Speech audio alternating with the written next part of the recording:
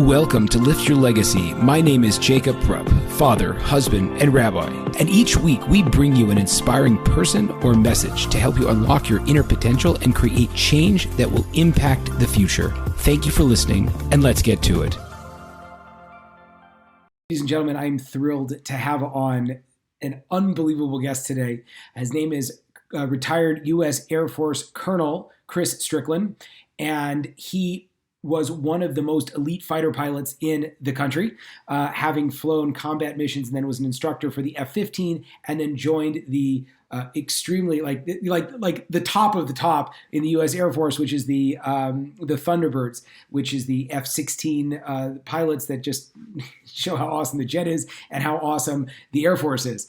And that would be enough. Like that's a cool story already. And the leadership lessons he got and being someone that spent many, many years serving this country and growing in his career. But then also what's unbelievable is that he survived a near-death crash. The details are insane as he will relate them, and how he's parlayed that experience, the trauma that inflicted upon his life, into doing the meaningful work he's doing now. We speak a lot about overcoming difficulties, getting on track, what it means, how do you break through that really thick barrier. So even though you might not have flown, the top jets in the country, there's a lot of very practical lessons. So with a tremendous sense of gratitude and appreciation for his service to this country and coming on the podcast and speaking, it gives me great pleasure to introduce retired U.S. Air Force Colonel Chris Stricklin. Ladies and gentlemen, as always, Lift Your Legacy is committed to helping you live a more authentic and meaningful life. That being said, if I could ask you to share this podcast with someone that you think would get value from the message, that would be fantastic. In addition, I wanted to make you aware that along with the podcast, I do offer executive coaching. I help people who are successful and highly motivated, who want to see extreme, or not even so extreme, maybe just a small change that in their life. I want to help them get to the next level. What does that mean specifically? Creating more peace in your relationships with yourself, growing your business, clarifying your career. And even if you need a little bit of help losing some weight or getting more healthy, I do that also. I'm not for everyone, but for those people that are invested in making their life better and taking the next step, I highly recommend you consider me as a coach for you. Now, how do you get in touch? Well, you found the podcast. I wanted to tell you also my email, Jacob, my first name, jacob@liftyourlegacy.live. Feel free, please, to reach out there or on any or all of my social media channels.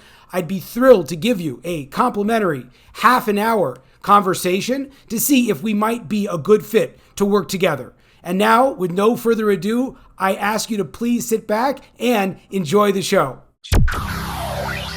Chris, thanks so much for joining me today. As I mentioned in our pre-call, we are huge fans of the Air Force and F-16, and the fact that you're in a part of the Thunderbirds is like, it's outstanding and amazing. And, you know, of all the people that dream of flying at the level that you were able to achieve, and then the crazy story that you have after that, tell us a little bit about how you got into the Air Force, into flying. Was this like part of how you grew up? Yeah, so thanks for having me on today. It's great to talk to you. And yeah, the Thunderbirds are a pretty amazing organization. And how I got in, I get asked this question a lot. I'm small town Alabama boy. My dad worked in construction. And honestly, I wanted out of Alabama and I wanted to fly. So my dad got me on some corporate jets and helicopters to kind of spark my inspiration to flight. And I found the Air Force was a perfect path to go do that. They put me through the Air Force Academy and allowed me to fly the F-15 in the beginning part of my career.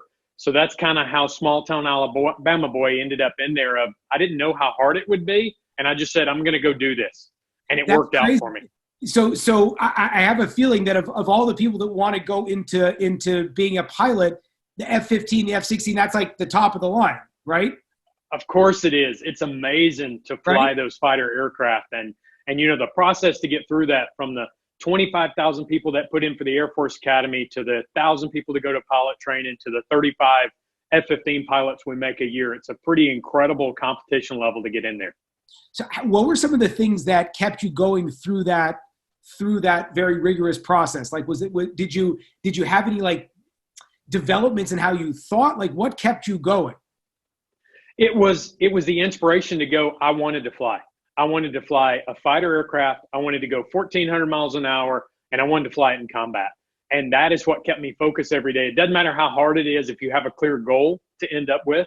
And that was my goal down the road. So that's what drove me through all those long nights, all the long hours of training to be a fighter pilot, but it was well worth it. So tell me a little bit about your career as a fighter pilot. So I started out, like we said, I graduated the Air Force Academy, went into F-15 training, did a combat assignment in the F-15, flew over Iraq, over in Bahrain, some areas like that. And then when I came back, I had the opportunity to go to the schoolhouse. So I became an F-15 instructor in my second assignment and went down the road to Tyndall Air Force Base.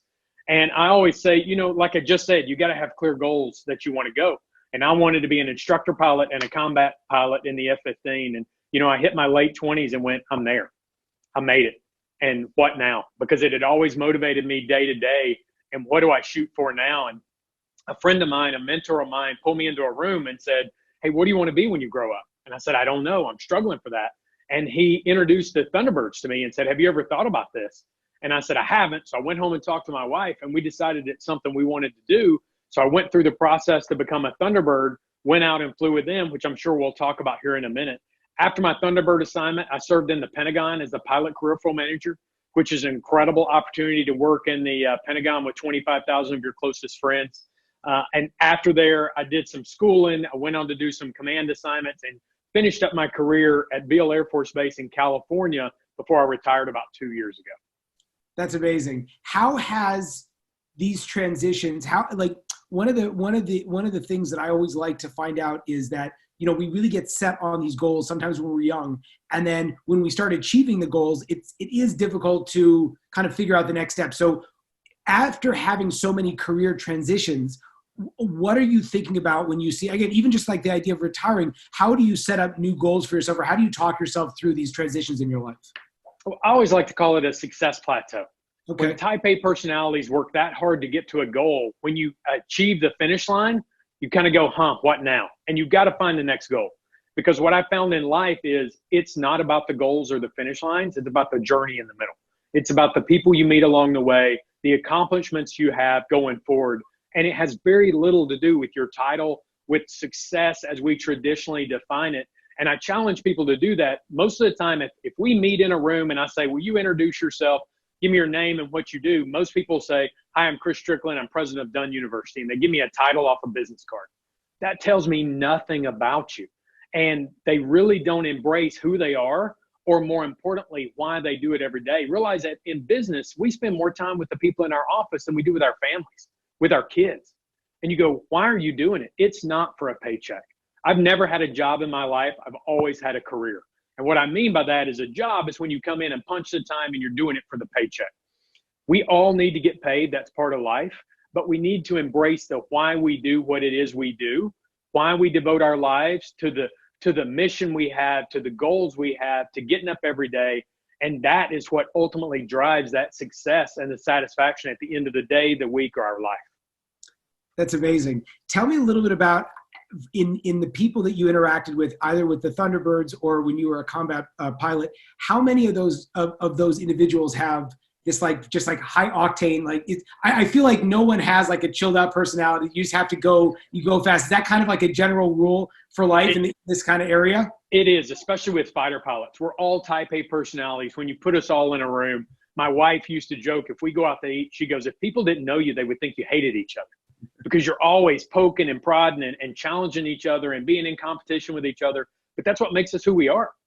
You are the average of the 5 people you spend the most time with. And if you find those other people are always challenging you to be a better yourself, then you need to challenge them back. And ultimately, it drives us to higher levels of performance every day. Do you find it difficult interacting with the rest of the world that moves at a slower pace? I do. So my wife reminds me often that the world does not move at fighter pilot speed. They're not used to flying around at twice the speed of sound, pulling G's, And I have to, in my business world, I put suspenses, I put deadlines on everything. And I assure them it's not for them, it's for me. Because I'll give you a task and turn around and go, are you done yet? But if I put a deadline on it, I can't ask you before that deadline. And it helps me temper my speed to even out with the environment I'm in. So it's very interesting because a lot of high performers that I know oftentimes find themselves at odds with the world around them and feel like there's something wrong with them. Like, I just have to chill out or calm down. And what you're saying is you just have to put the systems in your life where you're able to still kind of be yourself, but at the same time allow other people to be themselves. It's all about living intentionally in everything you do. And I'm like that in every hour of my day. As you can imagine, when I come in the morning, I have an incredible schedule of what I'm going to accomplish for the day.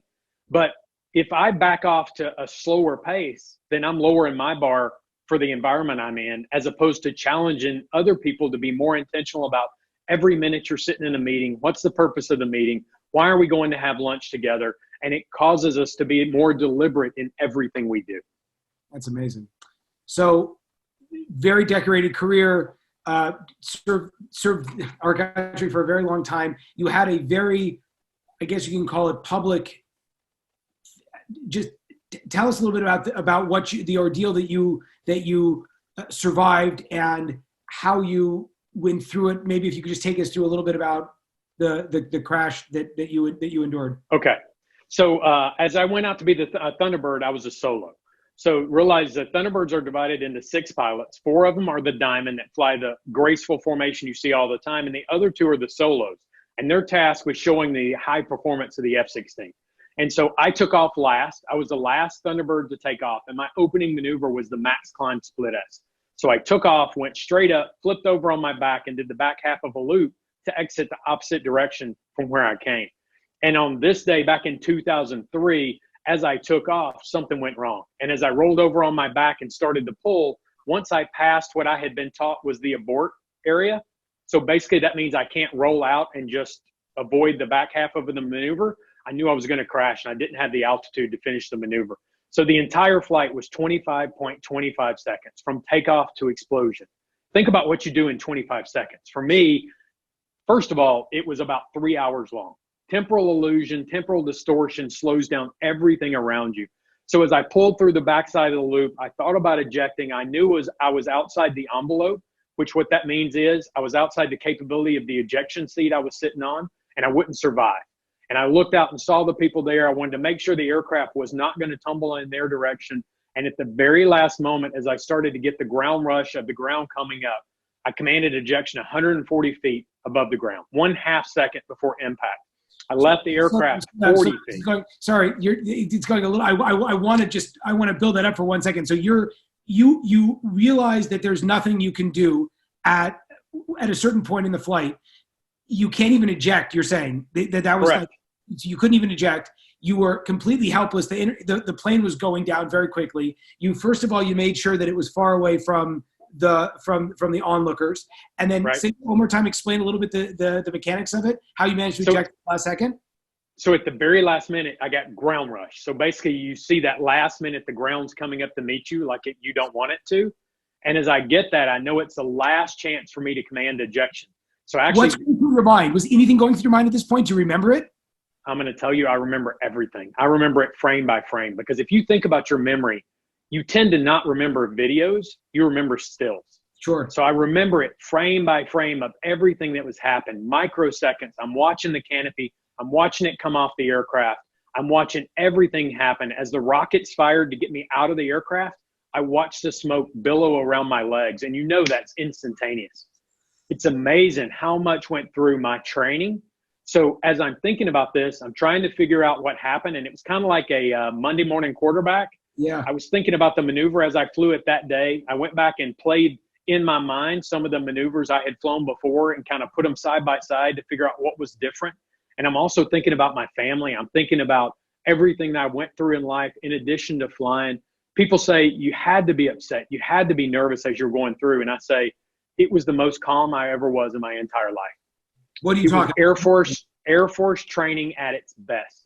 Because in my mind, I had thought through that maneuver. I had pre-planned ejection. Every fighter pilot does. so that you know what your actions and reactions are.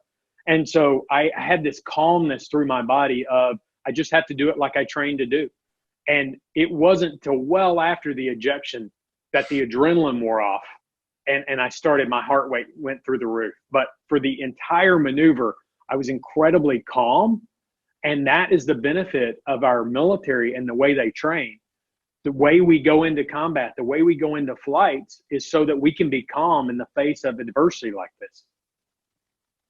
How do you, I guess, besides just rehearsing over and over again, how do you apply that to, sorry, just to jump out of there and we'll go back very quickly, but how does one apply that? Someone who doesn't have the benefit of going through, the top military training, how does a person attempt to apply that kind of thinking? I mean, because what I'm hearing is just the unbelievable nature of the human mind, that you could literally be crashing an F-16 and 1 second away from complete destruction. And like you said, it sounds like you were at like a spa, and just, like your mind was completely at ease. So how does one try to put that into their life if they don't spend years training? It's about planning. If you think about a plan for anything you're going to do in your life, you have a primary plan of how it should go. And then you think about the contingencies of how it could go wrong, how it could go different. Who else gets a say in that you can't control? And as you think through those plans, the contingencies, and every time you have a contingency plan, know the first 3 actions you're going to take if that contingency plan happens. And that way it's proactive. And while you're taking those first 3 steps that you've mapped out, then in your mind, you can be thinking about the next 3 steps you're going to take. And it allows you to be in front of a situation as opposed to being reactive. That's amazing. So you eventually land. I mean, because like a parachute will come up after you eject from the plane, correct? That's how these things work. It will. So what happens is I command ejection by pulling a handle that's between my legs. Okay. Rockets fire to propel me out of the aircraft and away from the ground. So I'm literally riding a rocket. A drogue chute comes out of the seat that pulls my main parachute out. I separate from the seat that I'm in and go under main parachute. For me, I was so low, the parachute opened and stopped my forward momentum. But as I swang underneath the parachute, I hit the ground. No swings in the parachute. They say it's the equivalent of jumping off of a 3-story building and landing on your feet. But I had so much adrenaline going that the one thing I did outside of training is I stuck the landing.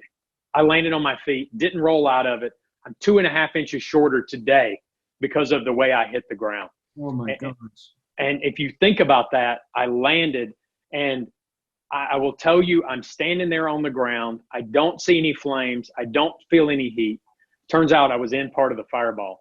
And I'm looking around in such a state of shock. But we've trained for that. Again, fighter pilots trained to know if we eject, we're going to be in severe shock. And so I hit the ground, but I wasn't thinking about any of that.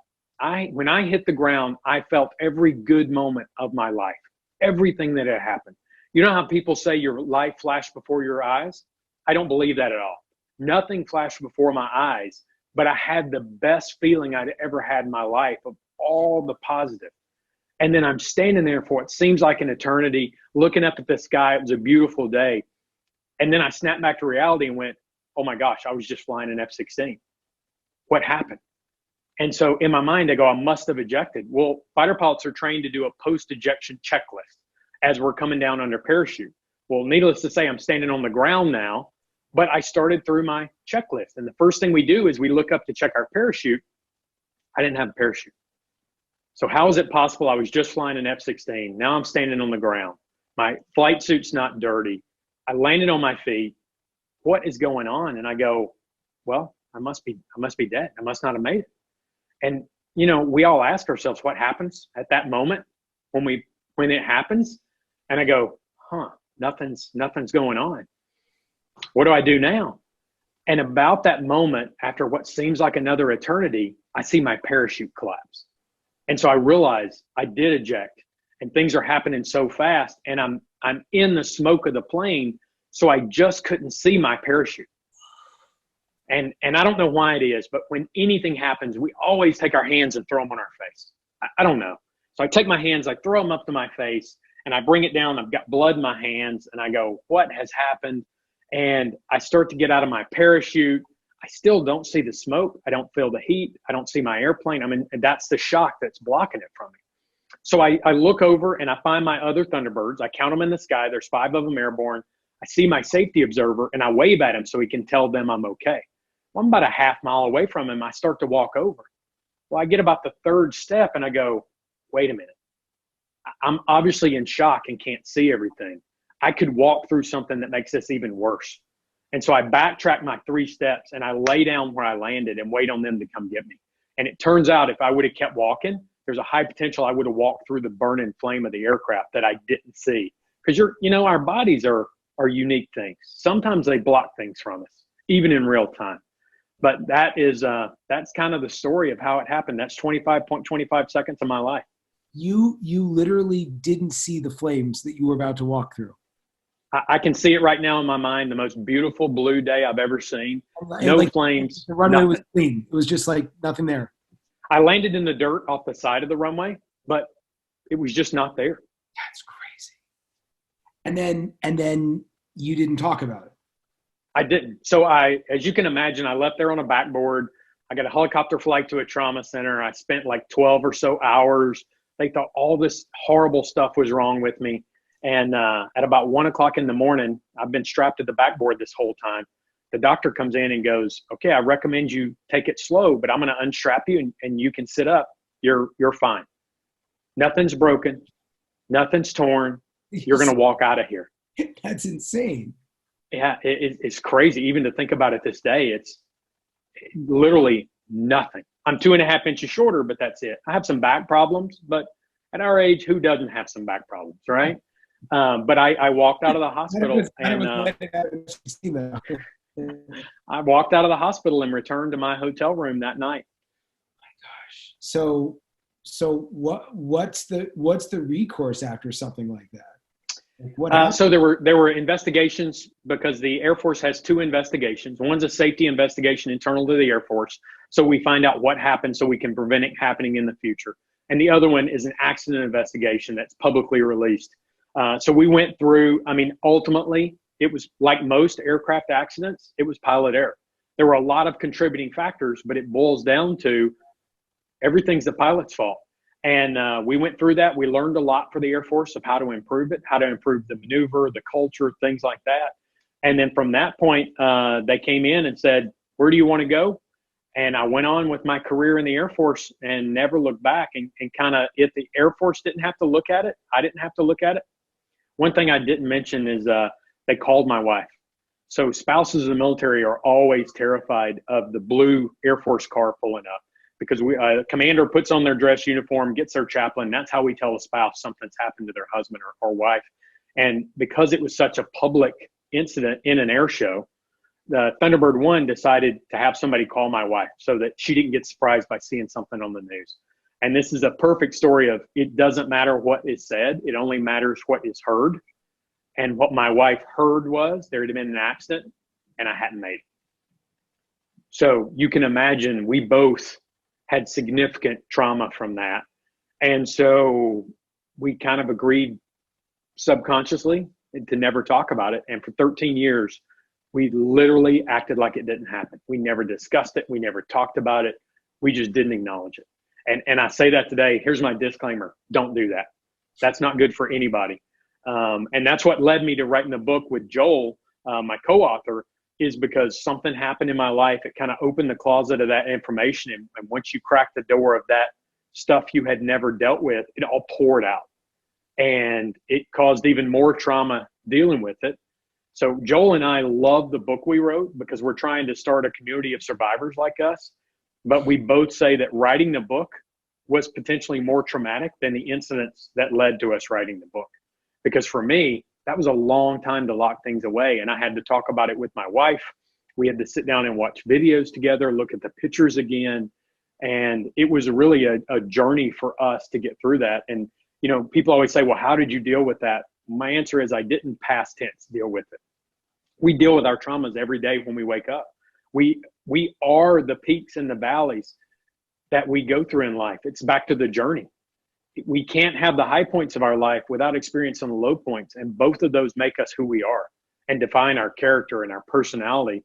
So obviously I wish it hadn't happened, but it also affected me in a positive way. What Joel and I call is post-traumatic growth, because we didn't let our low points take us even lower. We used it to elevate us even higher and make us more intentional in everything we do in our lives. It's an unbelievable story.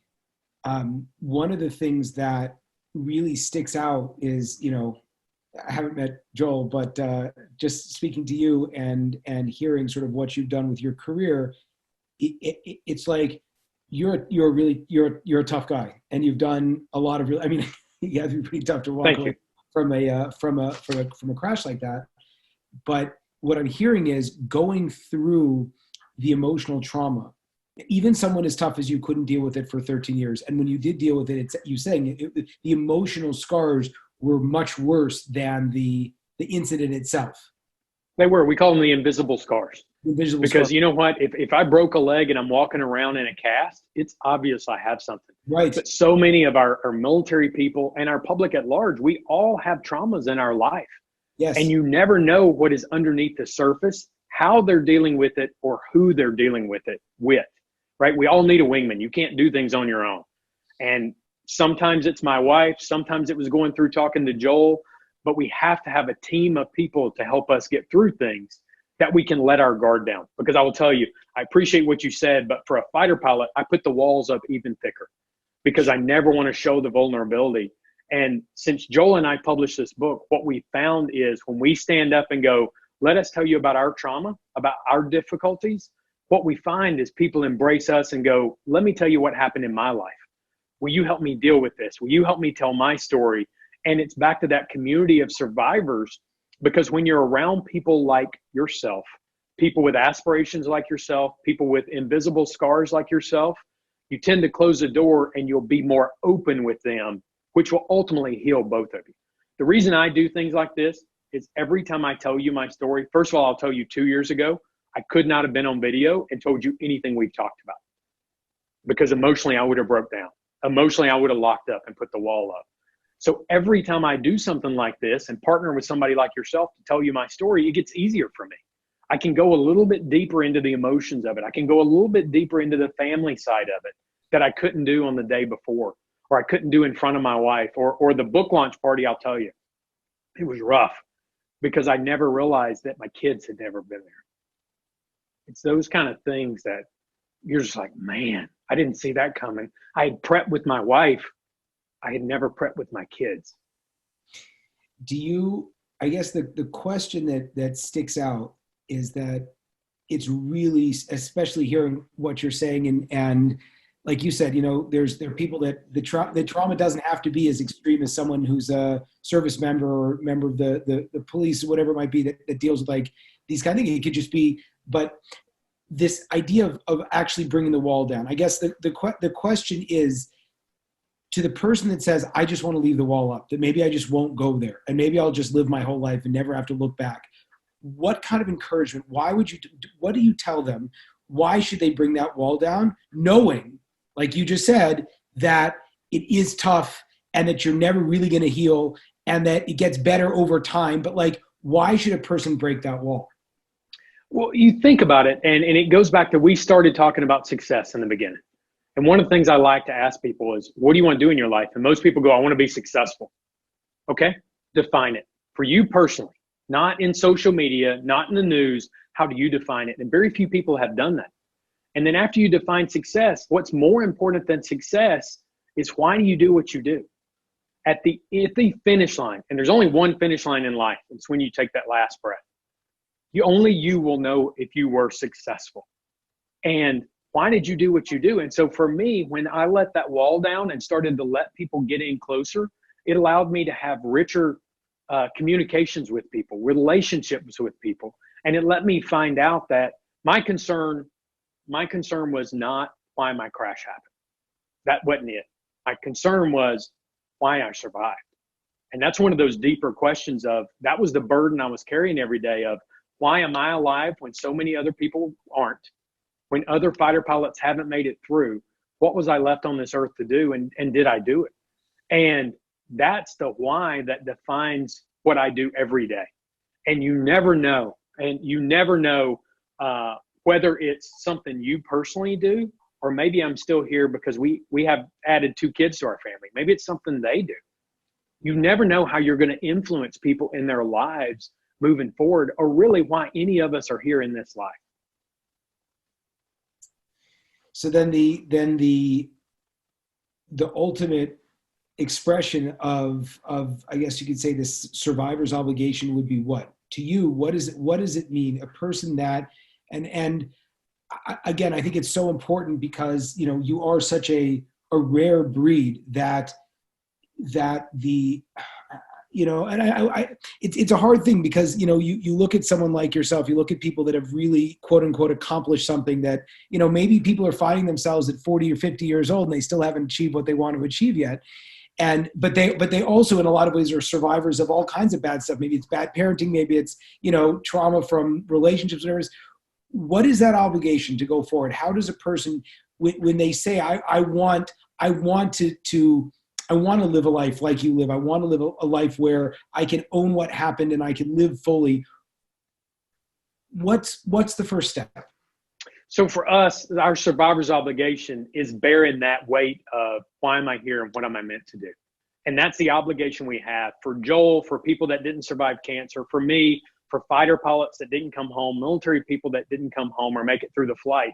And that's the obligation to live every day to its fullest. So the way I challenge people to do it is when you lay down at night, close your eyes and ask yourself, if it was my last day on earth, would I have lived it the same way? And that's one of those heavy things of very few times can we say yes. I might have had a great day at work, but I got short with one of my kids at home. Or I might have, not been nice to somebody that checked me out at the drive-thru. You think about it, it all factors together in your life. And if you ask yourself every night, if this was my last day, would I have devoted the time and treated people the same way? That will allow you to be more intentional about the way you live tomorrow. And one of these days, you're going to be right if you ask yourself that. Because one of these days, it is going to be your last day on this earth. And you want to make sure that you lived every day to its fullest, that you use all 86,400 seconds in every day to make a difference to those around you. Last question for you before you tell us where we can find your book. One of the things that is very difficult, and I'm sure you can relate to this as a high performer yourself, is that we spend a lot of times trying to get to where we want to get to. And how does that motivation work in conjunction with what you just said, which is maybe you're not going to get where you want to get to, or maybe what you're really looking for is not going to be solved by getting that job or getting that promotion or making that amount of money. So how do you both live present and focused on building your future? Well, it's building your future. You focused on professional future, but I'm talking about family and community. Okay. It's work-life balance, and work-life balance is not 50-50. I truly believe that, because sometimes I'm working long days at the office and cheating my family. Sometimes I'm on vacation with my family and I'm cheating the office a little bit. Today, after we finish this, I'm leaving work early to go to basketball practice with my kids, right? Is that part of living your intention? I think so. It's not just about titles and professional accomplishments. We're losing it if that's the only thing in life we're focused on. Because my wife and I are very deliberate about where we volunteer our time, how we interact with the community, and how we raise our kids. That is just as important, if not more, than how I stand in my office and live up to the title that's sitting on my business card. It's amazing. Do you miss the speed? I don't. I get that question all the time. I flew right up until I retired in different aircraft. I had a great opportunity to fly many aircraft in the world. And I've been there, done that. I wouldn't trade it for anything in the world. But that was my concern whenever I retired, and not once have I missed it. I will tell you, the only thing I have missed is the community I was in. It's not about what you do in the military. It's about the people you do it with. And I do miss that. And now I found that in the business world with my new business I'm in. But we're always in search of that community more than those titles we think we're chasing. That's amazing. So, Chris, tell us a little bit more about how we can find you, find out more about the book, your current engagements and passions and everything like that. Thank you, sir. I appreciate that. You can find it at all major book retailers. My website is chrisstricklin.com. You can see some about me and contact me personally, or you can go through our publisher and get case discounts there. But it's really the one thing I would like to close with is Joel and I say, if you finish this book and think it's about his cancer or my aircraft crash, you miss the whole purpose. Those are just what gets you to open the cover and start the conversation. This is about the community of survivors and how we get better every day. So that's my challenge to everybody is if you have an opportunity to read it, reach out to us, because Joel and I share every morning the people who have reached out in social media and email, and we tell the stories because that is why we wrote this book. Amazing. Chris, thank you so much. I really appreciate the time. Thanks, sir. There you have it, folks, another inspiring episode. If you enjoyed this, I ask you to please share this with your friends and to like us over on Rabbi Rupp through Facebook or on YouTube. And the more that we're able to get these important messages out, the more that we can really make an impact in the world. So I encourage you, please, to stay tuned. We have a ton of amazing speakers coming up, and also to tell your friends about it. Thank you very much.